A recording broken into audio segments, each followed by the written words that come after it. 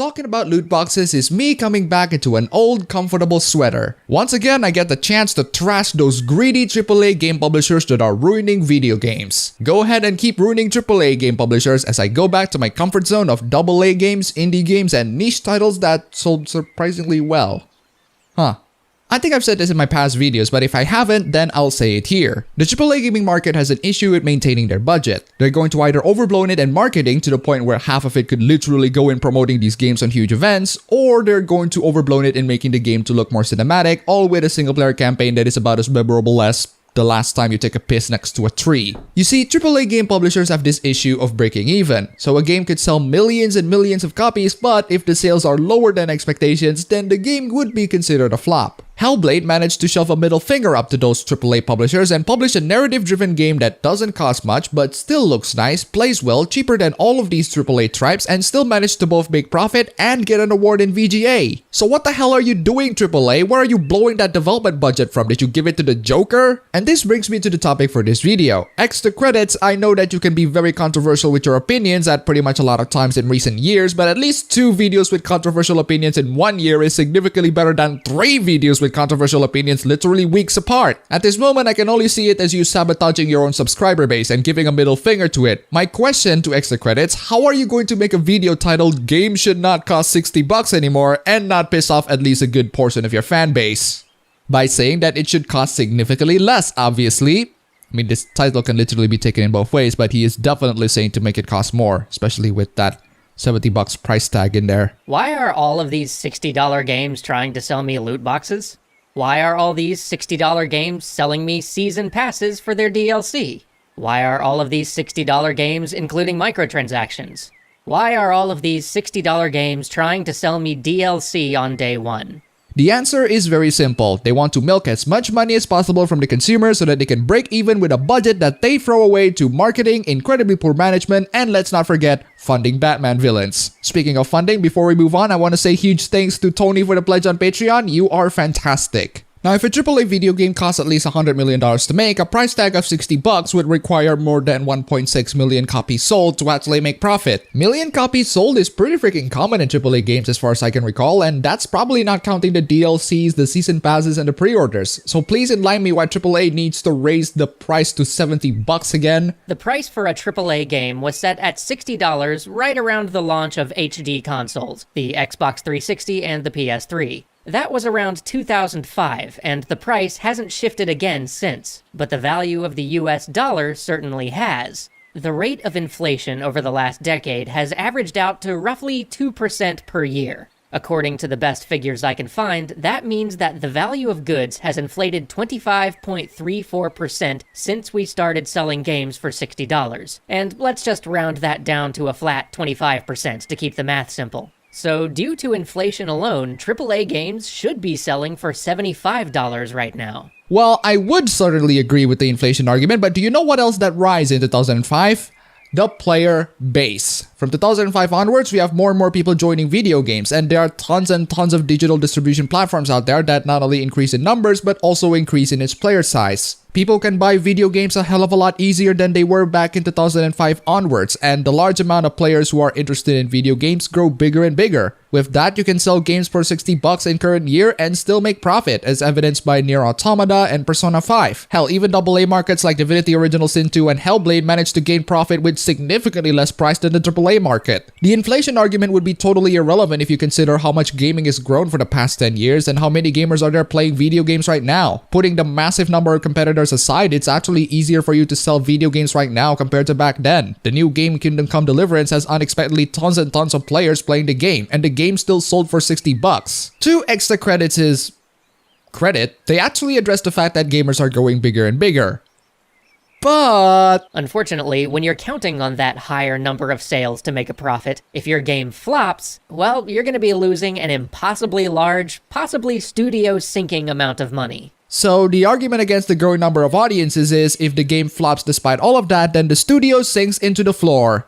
Which sounds like me begging to my teacher, if this school project gets a C+, then I wouldn't be graduated. I hate to be very apathetic, I really do, but unfortunately I cannot find a good reason why I should sympathize with game studios that sank thanks to their own incompetence in managing their game. My teacher wouldn't care about the many houses and innocent people that I sacrificed to Cthulhu for my school paper if it turns out to be pretty freaking garbage in the end. I know that it's difficult arguing with gamers who are constantly lied to by the AAA gaming market. I know that it's difficult to tell those gamers to be more sympathetic with AAA studios sinking, but after the amount of BS that we have to take, sinking them is actually a great thing if that's what it takes to make them to take freaking notes. If I replace this random game developer with EA, then players would celebrate with joy and shoot confetti up the publishers. So in other words, Extra Credits just accidentally made an argument against the higher price of video games and loot boxes. I'm actually astonished by this level of failure, and we're only 2 minutes in. Based on what we've seen firsthand working in this industry, much of which is under NDA, unfortunately, if I had to make a gut estimate, and understand this really is just a rough guess, I would say that the actual retail price of a modern AAA game, without any additional ongoing revenue sources to support it, should probably be as high as $85 to $90 new.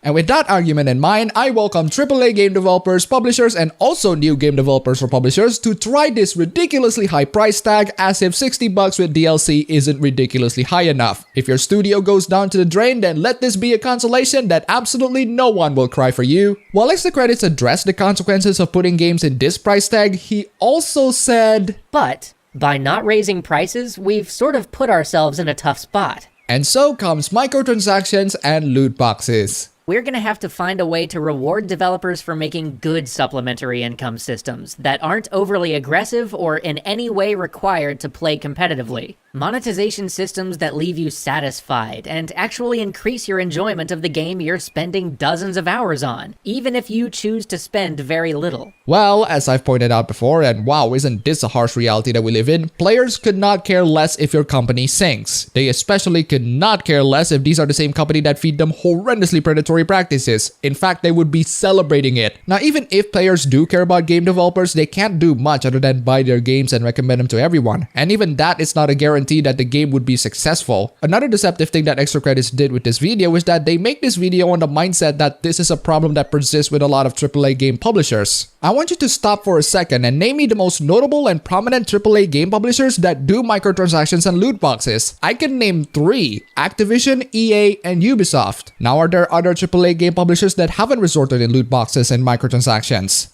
Hell yes, you have Atlas, Square Enix, Nintendo, Sony, Bamco, even Capcom doesn't do predatory practices as much now. And you know what? These companies over here can still be able to gain profit with a default price tag. So the question that remains is, what makes these AAA game publishers resort in microtransactions to gain profit when the rest of their ilks don't have to and can still make profit? Is it because they're not confident with their games breaking that 1.6 million copies sold to gain profit? Although since we're talking about EA, Ubisoft, and Activision here, the games in their franchise do stagnate to the point where it being the same games. I don't know, AAA publishers, you tell me. Actually, Extra Credits, you tell me. You're the one who defended this practice. With this comes the next video in why video games cost so much. Yeah, I'll admit, there are a few notorious cases out there like Destiny or Star Wars The Old Republic where better management could have saved millions of dollars. But on your run-of-the-mill annual AAA franchise like Call of Duty or Assassin's Creed, there's actually not a ton of room to shave. Yeah, both games are released on a yearly basis and both companies are running out of ideas in what to do with the series. If they resort in microtransactions, it's because their games failed to meet the sales target, because more and more gamers realize that all of them are nothing but derivative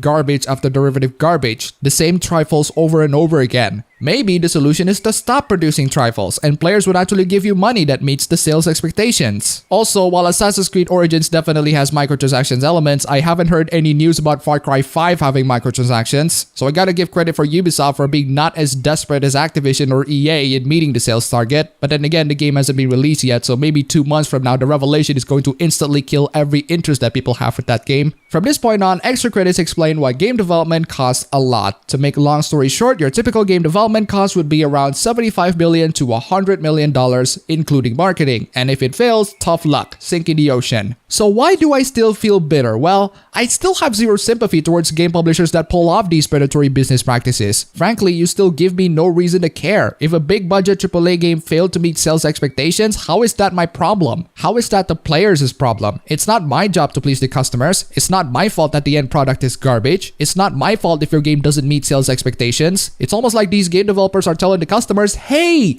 you should make yourself comfortable with this business model that we have, instead of the developers or publishers adapting to the conditions of the market. Yes, I know it's a difficult market to compete with, but again, how is that my problem? Come to think of it, asking the players to be more comfortable with the business model is exactly the end argument for the first video. So in a nutshell, Extra Credits' entire argument boils down to, hey players, you should be more comfortable with these business models because game developers and publishers today have difficulties in trying to adapt to the market, which is about as effective as telling my teacher about how the dog ate my homework. My teacher doesn't give a damn. The customers don't give a damn. If your end product is garbage, nobody cares about how many people you starve to death for it. I know it's a cruel world that the game developers have to live with. You game developers and publishers are the ones who have to adapt to the highly competitive market, not the customers, you. If the game market is the equivalent to Dark Souls, these videos would be a bunch of articles whining about how the game is hard and that it needs a much easier mode. Good God, Extra Credits, these videos are just an overly elaborate way for you to say that the dog ate your homework. We don't just like good graphics in our AAA console games, we demand them.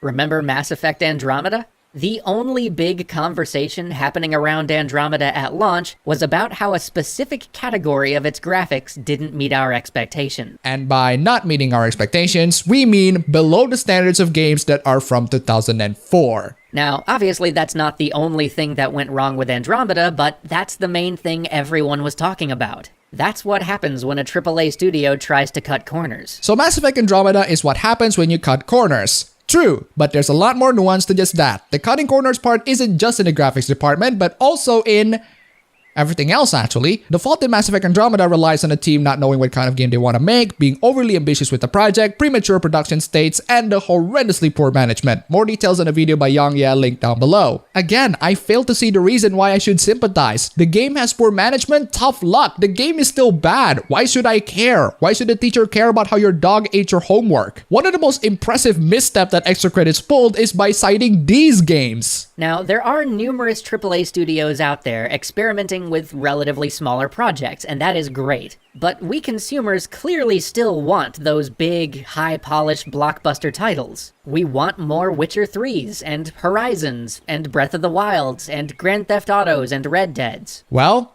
you are correct. Gamers do want all of those games. You know what all of those games have in common? No microtransactions, no loot boxes, standard $60 price, great single-player content. If this video is a continuation of the last one where you say that games should cost a lot higher, then why are you citing games that doesn't cost a lot higher and are incredibly successful? Wouldn't these games destroy your previous point? Let me map the argument for you so that you will know how Extra Credits impressively dodged the issue. So games either need to cost more or we need to put microtransactions and loot boxes to keep a sustainable income. Well, no, they don't have to. The price tag is just fine and game developers should stop wasting too much money. Well, games are hard to develop and cost a lot. Cutting corners would result in trifles. We want great and successful games like Witcher 3, Horizon, and Zelda. We don't want to cut corners. Okay, but Witcher 3, Horizon, and Zelda are big budget games that are successful and still cost $60, which destroys your previous point. So why do you need a higher development budget when all of those games don't cut corners and are successful? Oh, but we need to talk about loot boxes. Wait, what? Can you please address that last argument that destroys the point that you have on the last video? And another big misstep, why did you cite Hellblade and just brush it off? That game not just destroyed your first point, it shreds it into tiny pieces and fed it into a shark.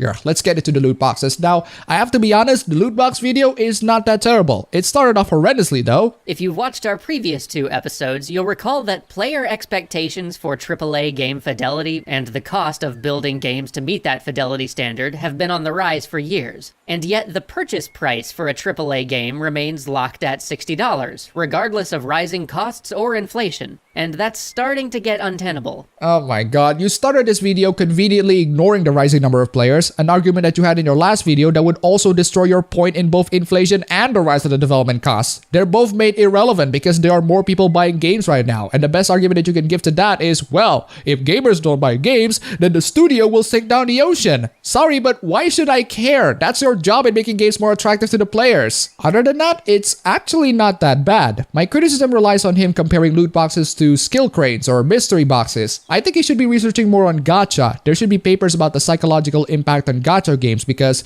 that's literally loot boxes and it existed way longer than loot boxes. But then again, the paper is probably Japanese. And he is correct that there needs to be more research done. If it is discovered that loot boxes will cause similar psychological effects on gambling, then it would cause severe legal problems, as if it hasn't enough already. I also agree that we shouldn't really care about what rich people spend money on, because as much as I think they're a bunch of idiots for spending money in loot boxes, it's their money in the end anyway, and I shouldn't be throwing stones and judging other people's poor financial decisions. I agree about his message to game developers and publishers in not being greedy, and highlights Battlefront 2 as the best example in what not to do with loot boxes. My problem is with the conclusion of the video, which is the best concluding argument that I need to present in its entirety. At the same time, we as an audience have to understand what we are asking for. We can't expect game makers to keep prices the same at the expense of their ability to keep the lights on. We have to find better answers. We have to reward the companies that create good loot box systems. I mean, absolutely do get out there and complain if some company serves up an exploitative or terrible monetization system. Just don't expect supplemental monetization systems to go away. That, or just be ready to start paying $80 per game, which I don't think is anybody's preference. Well, if the practice of loot boxes and microtransactions will stay to the end of time, I think game developers and publishers should be allowed to do all of those things. The same way they are perfectly allowed to make a hole in their boat and sink even deeper into the depths of the ocean, in which we will all shoot confetti and sing hallelujah.